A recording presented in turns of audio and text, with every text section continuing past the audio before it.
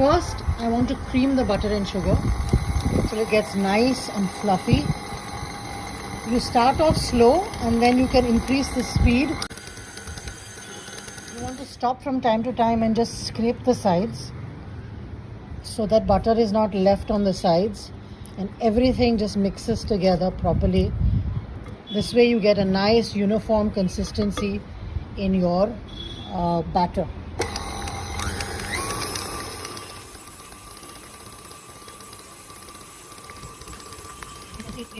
Now I'm going to add a little bit of vanilla essence and then I'm going to beat it again.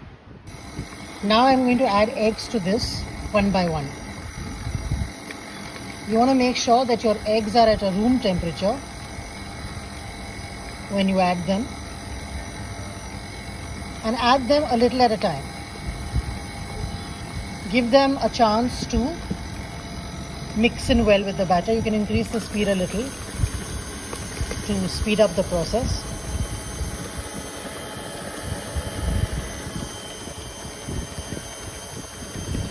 It's going to start looking like it's curdled, but don't worry about that. I'm going to add some more eggs. Once you add the flour to it, that curdled look will disappear. You can see it looks a bit curdled once you add the eggs into the butter. But don't worry about that, it's going to come together, I promise you.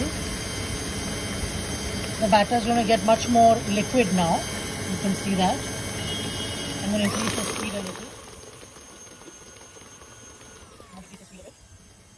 Now we're going to add the almond flour. So these are whole almonds that I roasted and then ground. I've added them.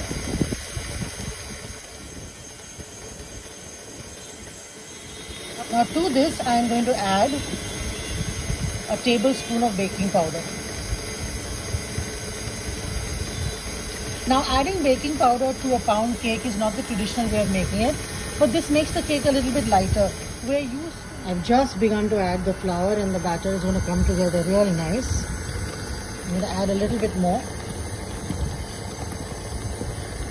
Just a little bit at a time so that it amalgamates really well.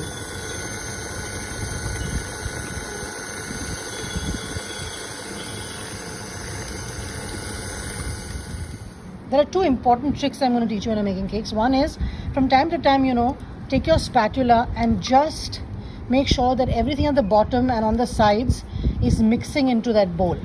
This gives you a very consistent and uniform batter. The other thing is, once you've added flour, do not overbeat your batter because it makes the cake tough.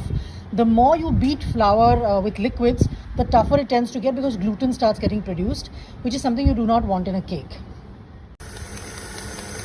Now I'm going to stir in about half my almonds. I'm going to leave some to put on top of the cake.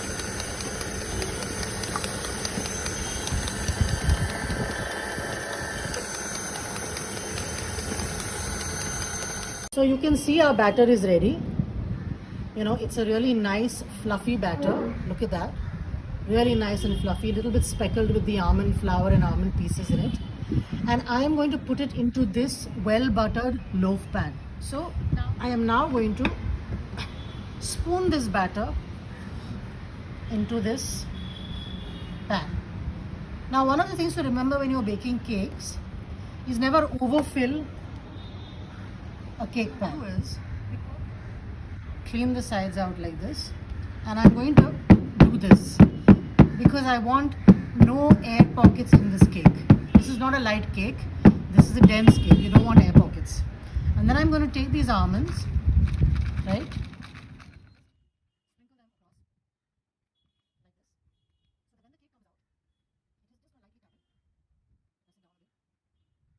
The cake and throw it away. So with dense cakes or cakes that are very large in size, I prefer to start on the lower rung of the oven and move it up after about half an hour of cooking. Take a look at this. I've sprinkled almonds on top and it's a well buttered and greased pan and it's ready to go into the oven.